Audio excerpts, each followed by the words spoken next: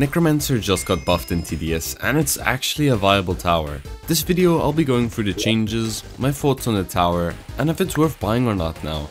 Let's get right into it.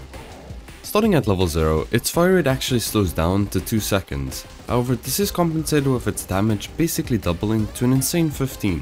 This results in a DPS of 7.5, all at a lower cost of only 1650, which makes this tower not only stronger but also cheaper to place. The skeleton spawns themselves also received some buffs, with the normal skeleton's HP going from 20 to 30 HP, a solid 50% increase. Next on level 1, the damage gets increased from 15 to 18, as well as unlocking its piercing attack that can damage up to 2 enemies. Alongside this, the max graves also get increased from 4 to 6. This results in a minimum DPS of 9 and a max of 18 at a lowered cost of only 650 cash, which makes this another great upgrade. Following that on level 2, the fire rate gets decreased to 1.5 seconds, it also gains hidden detection on its upgrade, as well as the magic piercing increasing to 3. This results in a minimum DPS of 12 and a maximum of 36 at a relatively cheap cost of only 1750 cash. The sword skeletons that spawn on this level also get their HP increased from 20 to 30, as well as them being able to attack hidden enemies. Next up on level 3, the range gets increased to 16, as well as the damage increasing to a massive 40. The max graves also get a minor increase from 6 to 7.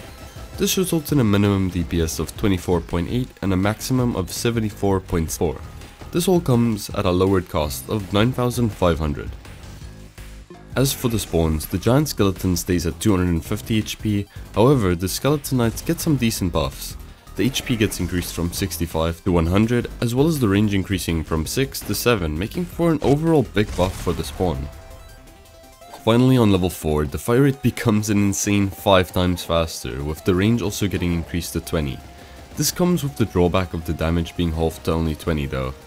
This gives a minimum DPS of 66.6 and a maximum of approximately 400 DPS.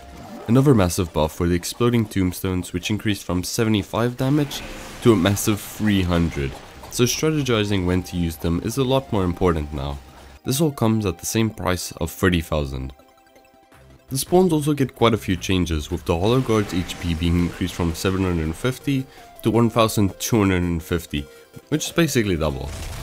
The god himself, Executioner Skeleton, meanwhile, gets its HP increased from 3000 to 3500, as well as a solid range increase from 24 to 30. It now also has the addition of hidden detection. I think. I don't know if it's new or not, you tell me. As we can see, Necromancer is actually a decent tower.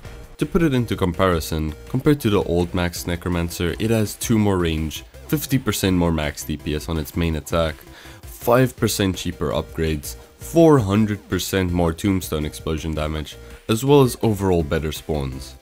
Now, as with many crowd control towers, Necromancers should be placed at the front to deal with wards, right?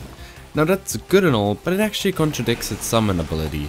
See, the closer you place Necromancer to the front, the less useful the grave spawns become, which is still an issue even after the buff. So having a DJ to give off the range buff can help it a lot, so you don't have to place it too up front where the spawns become useless. Now, what modes is Necromancer viable on? Well, overall I can't really say it's bad on any modes, considering its performance, but with it having lead, flying and hidden detection, I can see this being pretty useful in not only hardcore, but maybe even events as well. Sure, it's not Accelerator, but its variety of detections gives it some room to compete. A pretty underrated part of this tower is still the exploding tombs, which in the right hands can deal some insane damage when used on big crowds. This is admittedly a pretty niche and sweaty technique though. Overall, I'd say this tower is worth the gems, but the most blatant flaw with this tower is still its upkeep. By this I mean having to keep spawning graves can get really tiring after a game or two, despite how cool of a tower it might be. Honestly, this might be my favorite tower in TDS, or more like top 3 or so I'll definitely be using it at least a bit more now. Especially for some future spawner videos, if you know, you know. Now, was editing this video 1 in the morning worth it? Probably not.